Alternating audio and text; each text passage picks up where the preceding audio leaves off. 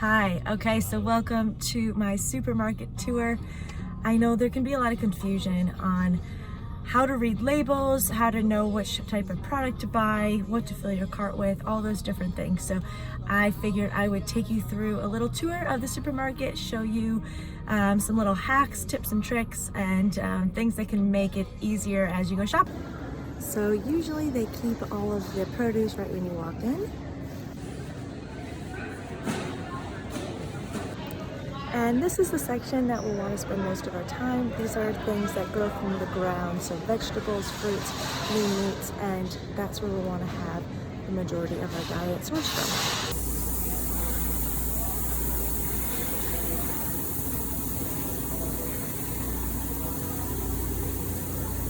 This aisle is your best friend.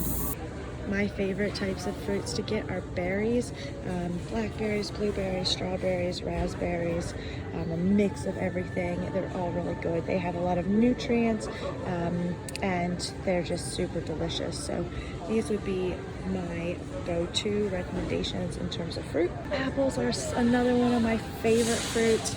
My favorite are Pink Lady or Honeycrisp, but really any variety. So the thing with fruits is that they are filled with natural sugar, but they're all right because they're full of nutrients. Kind of more processed foods or candies, which are full of sugar, don't have any nutrients, which is why they're more of an empty calorie food. Whereas these are filled with fiber, which is going to keep you very full for long. So there always is like healthy snacks in this area as well. So I wanted to show you, kind of break it down to determine whether or not you should buy it.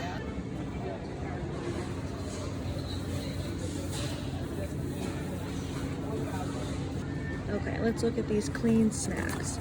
So on this label, we see that there are 6 servings for this container. And just for about 6 pieces, it's 150 calories. This probably isn't going to keep you super full, and mostly is like an add-on to yogurt or something like that.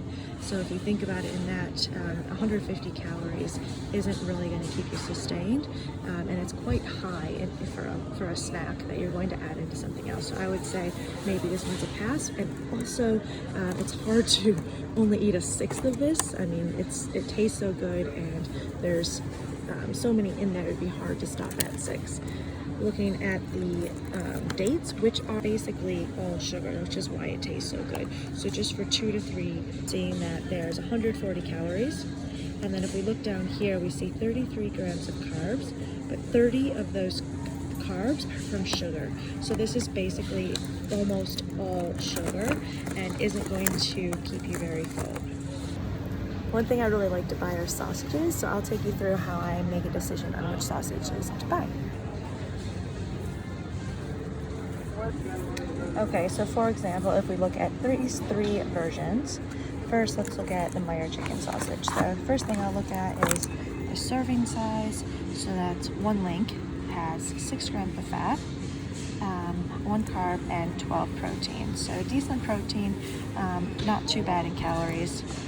Then if we look at this one, the smoked brat, 1 link has 200 calories, so almost double the calories as this chicken sausage. So right now I probably won't choose this one.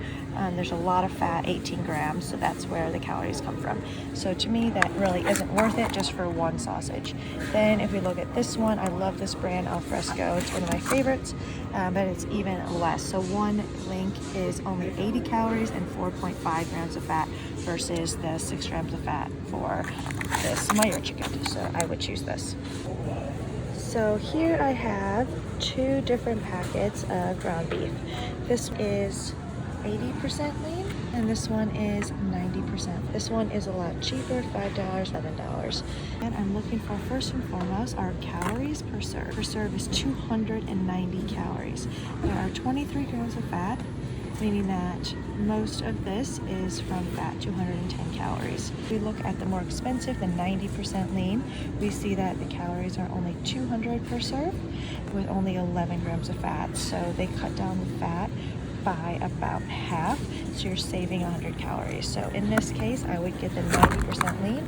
If they do have the 96% lean, I would recommend going with that. Even if it is a bit more money, you're basically getting the same thing but saving more calories. Okay, so now we're getting into the cheese aisle. I love cheese, but there are some better choices than others. Okay, here we have mozzarella cheese and fat-free mozzarella cheese. One looks a bit more delicious than this one, but overall, you're probably going to get very similar taste. The full-fat mozzarella cheese is 80 calories per serve, whereas the fat-free only has 45, and this one is mainly protein, whereas this one has 6 grams of fat. That's kind of where the extra calories are coming. If you are going to eat cheese, these would be my recommendations: the Laughing Cow or the Baby Bell.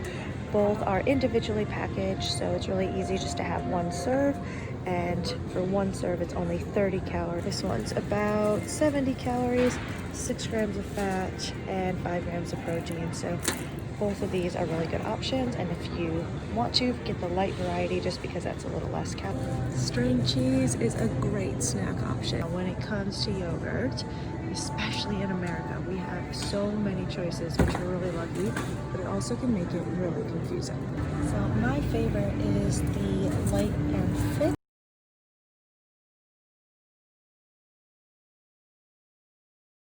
Nuts can be a really good snack option.